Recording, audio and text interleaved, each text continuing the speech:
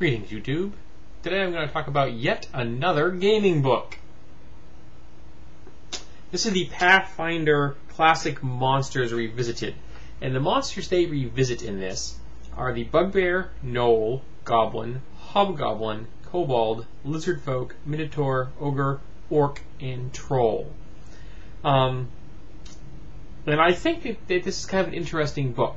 They went back and they looked at not just how the Dungeons & Dragons game has handled these monsters in the past, but they went back to look at some of the root legends and myths that these creatures were originally born from, where they came from over the course of time, and how they found their way into the game because of these mythic origins.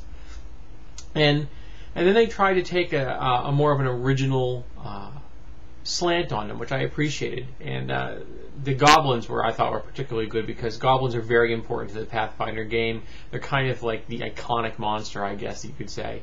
I really can't wait until the Pathfinder Bestiary comes out, which unfortunately is being delayed according to Amazon, and I'm not going to get my copy any sooner than November 25th. I'm not happy. I wanted to get it this month, not next, and not almost all the way into December. What can I do? But having said that, I was slightly disturbed with the way the game handled the bugbears and the gnolls in particular, because they really turned them into monsters, not just humanoids that have somewhat monstrous traits, or humanoids that are supposed to be emulating some long forgotten memory of humanity. The barbarian over the hill that's come to, in the night to raid our village, but really turn them into monsters. The bugbears in particular are portrayed as beings that essentially feed off of fear, and their goal is to scare people. And the more they can scare them, the happier they are. In particular, they enjoy not only terrorizing people, but playing mind games with them, with abducting their loved ones, their children, and then like leaving clues behind, or even body bits of their victims, so that the next victim has just an absolute hysteria by the time their time to die arrives. And I have to say that I found it almost offensive.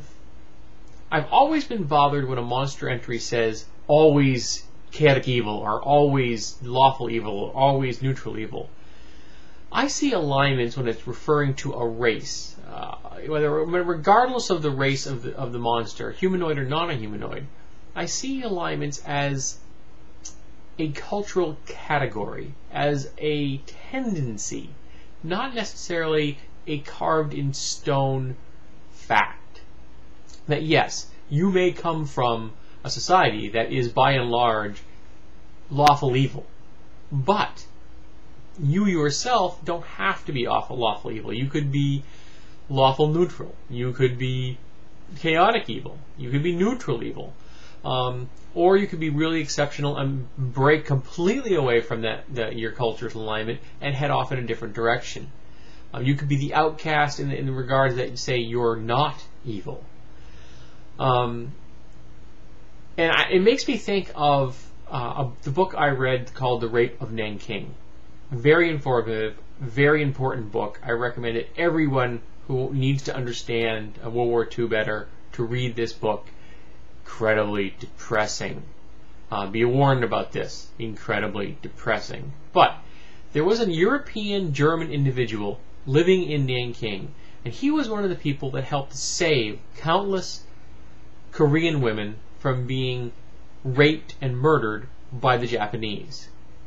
He was a Nazi. You don't typically think of Nazis as the hero, but he was. He saved lives. He preserved human beings. Now, he was a member of the Nazi Party because of the political connections and the fact that he felt that Germany had been grievously harmed at the end of World War I. And when he began to learn about the atrocities the Nazis committed, he was somewhat ashamed of his nation, as he should have been. But when your hero is a Nazi, maybe that tells you the bad guys are really bad. But that's an example of an individual that was significantly different from the culture that he was a member of. Because you could quite honestly say that the Nazi regime was a lawful evil regime, but this man wasn't. He was at worst lawful neutral, and possibly even lawful good. And so I take a little offense at taking a humanoid, which I consider just a variety of human in some ways, and turning it into something that is very monstrous. That kind of bugged me. But the book does an excellent job of doing this. It makes them interesting, it makes them thought-provoking, and I got this for $3 off of Amazon. So if you can get a cheap copy, go for it. It's well worth it, and maybe it'll hold you over until they start to ship the stupid bestiary.